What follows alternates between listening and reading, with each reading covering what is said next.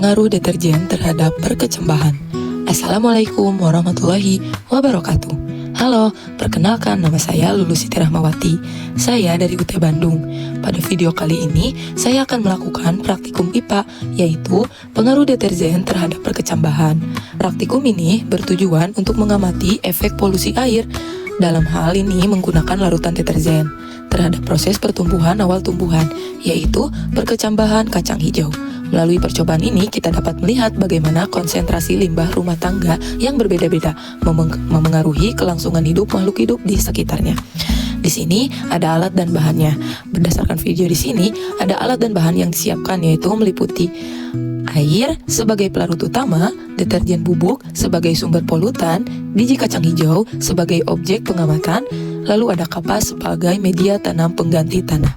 Alat yang pertama, 7 buah gelas plastik sebagai wadah perkecambahan. Yang kedua, wadah air atau jerigen kecil untuk menampung air. Yang ketiga, gelas ukur atau teko plastik untuk mencampur larutan. Yang keempat, sendok untuk mengambil deterjen dan mengaduk. Yang kelima, kertas label atau spidol untuk menandai gelas.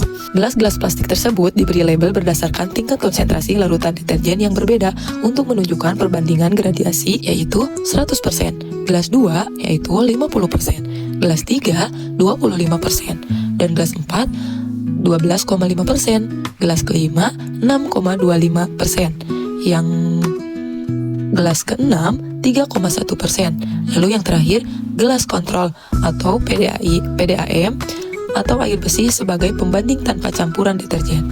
Baik, langkah-langkah singkat berdasarkan video di sini. Yang pertama, persiapan larutan. Air dimasukkan ke dalam wadah pencampur, kemudian ditambahkan 1 sendok deterjen dan diaduk hingga rata.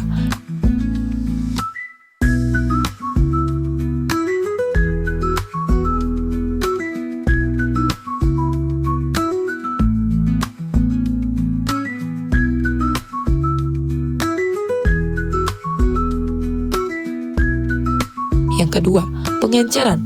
Larutan deterjen dibuat bertingkat dari konsentrasi paling pekat hingga yang paling rendah dengan cara pengenceran bertahap.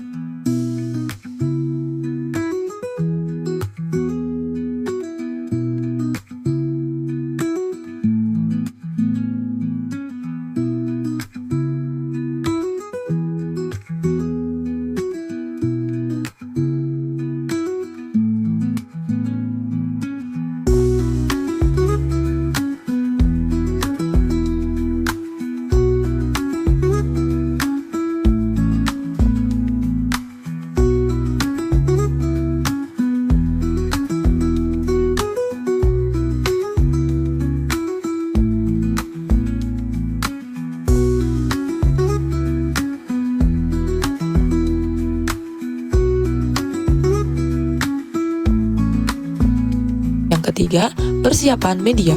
Kapas dimasukkan ke dalam setiap gelas sebagai alas.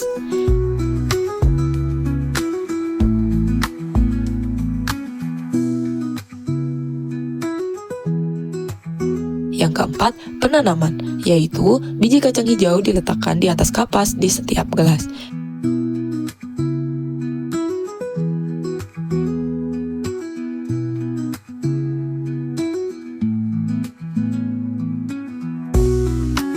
Yang kelima, pemberian larutan. Setiap gelas disiram dengan larutan sesuai dengan label konsentrasi yang tertera.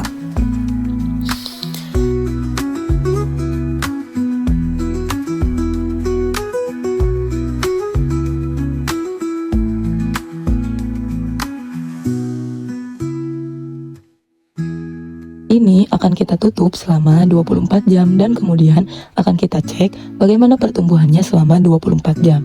Setelah itu kita akan ukur kembali 24 jam kemudian alias 48 jam setelah hari ini dan kita akan cek pertumbuhannya.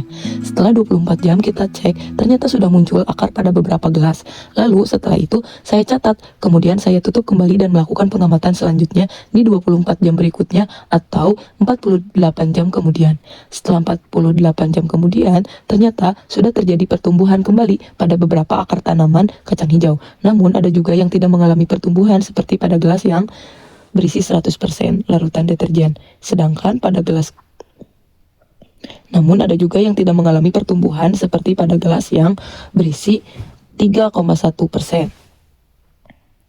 larutan deterjen. Sedangkan pada gelas kontrol akar tumbuh dengan baik. Kesimpulannya, deterjen dapat menghambat proses perkecambahan kacang hijau dan efeknya semakin besar. Dengan meningkatnya konsentrasi deterjen, demikian pengaruh deterjen terhadap perkembangan perkecambahan. Untuk kesimpulannya, deterjen mengandung bahan kimia yang dapat merusak struktur sel pada biji. Melalui praktikum ini biasanya akan terlihat bahwa semakin tinggi konsentrasi atau deterjen, maka pertumbuhan akar dan batang kacang hijau akan semakin terhambat, bahkan bisa menyebabkan biji tidak berkecambah sama sekali atau mati. Sebaliknya, pada gelas kontrol atau air bersih, perkecambahan akan berlangsung secara normal dan sehat. Ini membuktikan bahwa pembuangan limbah deterjen langsung ke lingkungan tanpa pengolahan dapat membahayakan ekosistem perairan dan pertumbuhan tanaman.